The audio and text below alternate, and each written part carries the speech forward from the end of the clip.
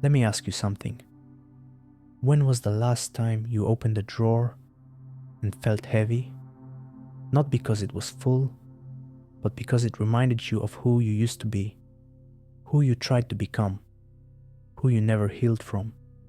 Most of us think clutter is just stuff.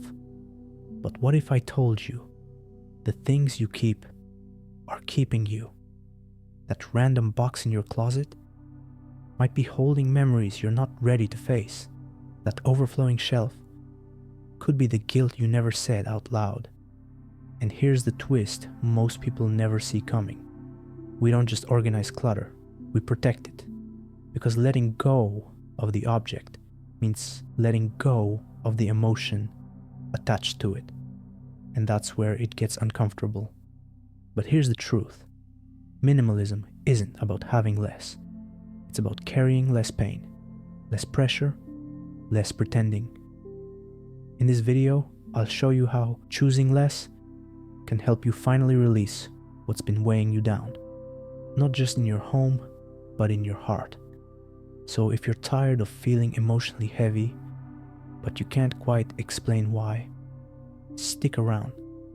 This might be the conversation that finally sets you free. Clutter is often emotional baggage in disguise. Take a moment. Look around your space, not in a judgmental way, but with curiosity. That messy drawer in your kitchen, you know the one? It's full of random receipts, expired coupons, batteries that may or may not work, and that one key you swore you'd remember what it opened. Now be honest, why is it still there? What about those clothes in the back of your closet? The ones you haven't worn in years. Some are too small, but you keep them just in case. Others remind you of someone you used to be, or someone you thought you should become. They don't fit your body or your life, but you keep them anyway. And let's talk about those gifts you received from people you no longer speak to. Maybe they were never your style, or maybe they came with conditions, expectations, or unspoken tension, but they're still on your shelf, collecting dust, and quietly collecting emotional weight. You see, physical clutter is rarely just about stuff. It's often a symptom of something deeper, something unresolved, something emotional. That sweater from a past relationship, it's not just clothing, it's a frozen memory. Every time you touch it, a version of you that was once hurt, hopeful, or lost whispers from the past. That stack of unread self-help books, they might represent your good intentions, yes, but also your quiet guilt about never feeling healed enough. That souvenir from a vacation you didn't even enjoy? It's not a memory, it's a mask. Proof that you were smiling for photos while silently breaking inside. Here's the uncomfortable truth. Our clutter tells a story we're too afraid to finish. And that's where minimalism becomes something deeper than clean lines and white walls. It becomes emotional surgery. Because when you begin to let go of the object, you start letting go of the emotion attached to it. It's not magic, it's biology. Our brain forms associations. When you see that object, your nervous system subtly reacts. It recalls the feeling, the story, the pain, and the moment you release the object, that neural pathway begins to soften. The loop begins to break. Let's bring this to a real moment. Imagine holding that sweater from your ex. You touch it and it brings up feelings of heartbreak, of not being enough, of promises broken. Now imagine folding it gently, whispering a quiet "thank you for what you taught me," and letting it go. You're not just making space in a drawer, you're releasing a piece of grief you've been carrying every winter. Decluttering isn't always loud. Sometimes it's a quiet, sacred moment where you finally say, "This no longer serves me." And the impact? It's immediate. You feel lighter, clearer, more you. So, the next time you hold something and hesitate, ask yourself, am I keeping this or is it keeping me? That single question could begin to unravel years of emotional weight, one item at a time. What's one item in your space that you've been holding on to? But deep down, you know it's time to release. Drop it in the comments. Naming it might be the first step to letting it go. You can finally hear yourself without the noise. Every day, we're surrounded by noise. Not just the kind you can hear, but the kind you feel. The endless scrolling, the notifications, the pressure to do more, earn more, be more. The world is constantly shouting at us, buy this, be that, hurry up, you're falling behind. And slowly, without even realizing it, our own voice gets buried underneath it all. But here's what minimalism does. It invites silence back in. Not an empty, boring kind of silence, but a sacred stillness, the kind where you can finally breathe without guilt, think without distraction, feel without filters. Because when you begin removing the excess from your home, your schedule, your digital life, you begin to notice something remarkable. The noise outside dies down, and the clarity inside begins to rise. It starts subtly. You sit in a decluttered room, and your thoughts aren't racing. You take a walk without headphones, and you hear your own footsteps, your own breath, your own truth. And that's when you realize something powerful. You're not exhausted because life is too full. You're exhausted because too much of your life isn't yours. Maybe you've been living on autopilot, doing what looks good on paper but feels hollow in your soul. You've been reacting, saying yes out of habit, scrolling to escape, spending to fill a void. But minimalism helps you pause, and in that pause, you get to ask, does this actually matter to me, or am I just performing? That's when the emotional shift begins. You go from chasing to choosing, from reacting to responding, from living someone else's version of life to finally designing your own. And the healing? It doesn't come from doing more. It comes from doing less, but with intention. Here's an example. Let's say you clear just 1 hour in your week. No meetings, no screens, just you, a notebook, maybe a cup of tea. At first, it might feel uncomfortable, like your mind is grasping for noise. But wait, because just under the discomfort, there's a voice you haven't heard in a while. Your own. Maybe it says, I miss painting. Maybe it whispers, I don't want this job anymore. Maybe it simply asks, can we slow down? That voice is you, without the noise. And once you hear it, you can't unhear it. Minimalism isn't just about a cleaner house or fewer commitments. It's about reconnecting with the one person you've been ignoring for too long, yourself. And in that reconnection, something profound happens. You stop living to impress, and you start living to express not who the world wants you to be, but who you've always quietly been. Have you ever realized your life was too loud to hear your own thoughts? Comment with one way you've started creating inner quiet, even if it's small. And if you're finding clarity here, tap that subscribe button. You belong in this space. You stop defining yourself by what you hold on to. From the moment we're old enough to want things, we start building our identity around them. The toys we had, the clothes we wore, the grades, the job title, the car, the house. We begin to tell ourselves, this is who I am because of what I have. It's subtle at first. You say, I'm a hard worker. Then you become the manager, the provider, the one who always says yes. You build a version of yourself that looks impressive on the outside, but slowly begins to feel like a prison on the inside. And here's the thing nobody talks about. Sometimes the stuff we're most proud of is also what's weighing us down. That overflowing closet, it's not just fabric and fashion, it's the pressure to maintain an image. The overflowing schedule, It's not just productivity. It's the fear of being forgotten if we ever stop. Even the success we chase can become a mask we wear, just to prove to others and to ourselves that we're enough. But what if you could be enough without the mask? Minimalism invites you to ask a deeply uncomfortable but liberating question. Who am I without all of this? Imagine standing in a room with nothing to hide behind.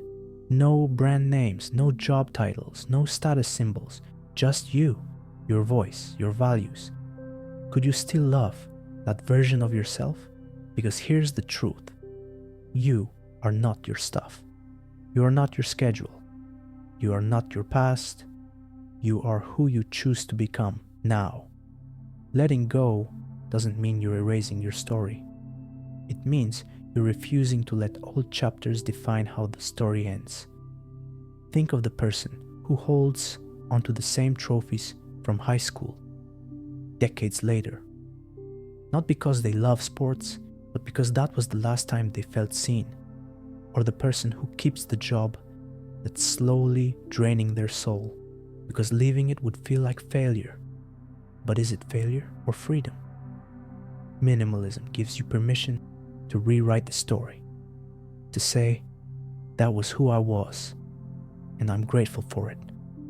But also, that's not who I am anymore. It teaches you to stop clinging to broken versions of yourself just to feel worthy. Because worthiness doesn't come from holding on. It comes from having the courage to let go and still stand tall. So, ask yourself this. If everything you owned disappeared tomorrow, what would still be true about you? That answer? That's your foundation. That's your freedom. What's one outdated identity you've outgrown, but still find hard to release? Share it below and know you're not alone in this journey. And if this part resonated with you, go ahead and subscribe. We go deep here together. You create room for healing, not just space. Most people think healing is just about time. Give it time, they say, you'll get over it. But here's what nobody tells you. Healing doesn't happen just because time passes. Healing needs space, real, intentional space. Think about it. How can you begin to heal a broken heart, a burnt out spirit, or a buried grief when every corner of your life is full of noise, notifications, to-do lists, conversations you don't care about, possessions that whisper reminders of the pain you're trying to forget? We've become experts at distraction, scrolling past discomfort, drowning feelings in busyness, filling our homes, our calendars, our minds, so we never have to feel what's really there. But here's the uncomfortable truth. If you don't make space for your pain, it doesn't disappear. It just hides. It festers. It shows up later as stress, as fatigue, as emotional outbursts you can't explain. Minimalism interrupts that cycle. It's not just about getting rid of stuff. It's about gently clearing the noise so you can finally hear yourself think. It's creating a room, not just to live in, but to breathe in, to cry in, to sit on the floor and say, I'm not okay right now. And let that be enough. Maybe for the first time in years, you walk into your bedroom, and instead of being overwhelmed by clothes, boxes, and clutter, you feel peace, you feel air, you feel safe. And in that stillness, something sacred happens. You begin to notice the grief you buried behind productivity, the anger you silenced with social media, the sadness you laughed through at dinner. Minimalism gives you the room to actually feel, without rushing to fix or hide it. Because healing isn't a task to check off. It's a slow, sacred unfolding. And for that, you need room. So no, minimalism isn't about cold white walls or rigid rules. It's not about stripping joy. It's about making space for it. It's about honoring your emotions instead of escaping them, and letting your home become what it was always meant to be, a sanctuary, a place where you can finally put down everything you've been carrying and rest. When was the last time you gave yourself real, uninterrupted space to just feel? If it's been a while, let that be your next step, and tell me in the comments what healing you want to make room for. And remember, this channel is your space too. Subscribe if you haven't yet. You learn that letting go doesn't mean losing. It means liberating. Let's be honest, when most people hear the words letting go, they flinch a little. There's a quiet fear inside that says, but what if I miss it? What if I need it later? What if I let go and regret it? That fear is normal because we've been conditioned to believe that holding on is strength, that loyalty, even to things, habits, or identities that hurt us, is noble.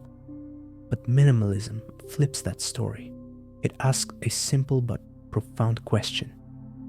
What if letting go isn't a loss, but a beginning? Think about it. What's really weighing you down right now? That box of things from someone who left your life years ago?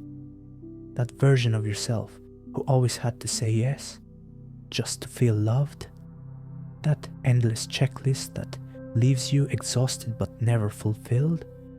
You're not clinging to those things because they help you.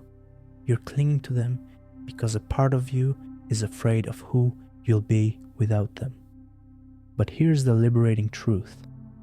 Letting go of shame doesn't mean you're forgetting your past.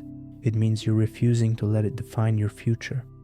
Letting go of impossible standards doesn't mean you're giving up. It means you're finally choosing peace over perfection. Letting go of the need to be everything for everyone doesn't make you selfish. It makes you human. Minimalism shows you that release is not the end of something. It's the rebirth of something new. It's not a blank space, it's a blank canvas. When you finally release the clutter, physical, emotional, mental, you start to recognize yourself again. Not the version that was shaped by other people's expectations.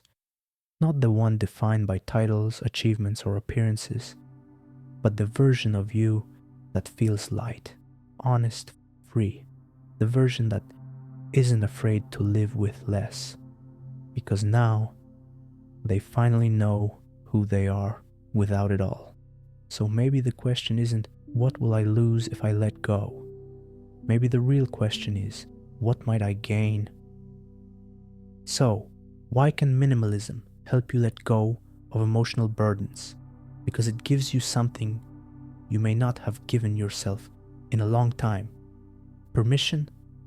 Permission to stop pretending you're okay when you're exhausted. Permission to stop carrying things just because someone once told you they mattered. Permission to release. Not run, not numb, but release what's quietly been breaking you inside. Minimalism isn't just about clean spaces. It's about clear minds, calm hearts, open hands. It gives you the courage to say, I don't need to carry this anymore. The shame, the pressure, the performance, the past. You trade chaos for clarity. You trade guilt for grace. And suddenly, the life you thought you needed to escape, it starts to feel like home. Start small. One item, one story, one silent expectation you can finally let go of. And when you do, pause. Breathe into the space that opens. That silence isn't emptiness, it's healing. That stillness isn't boring, it's beautiful. Before you go, I want to leave you with one simple but powerful question. What's one emotional burden you've been carrying that you're finally ready to release?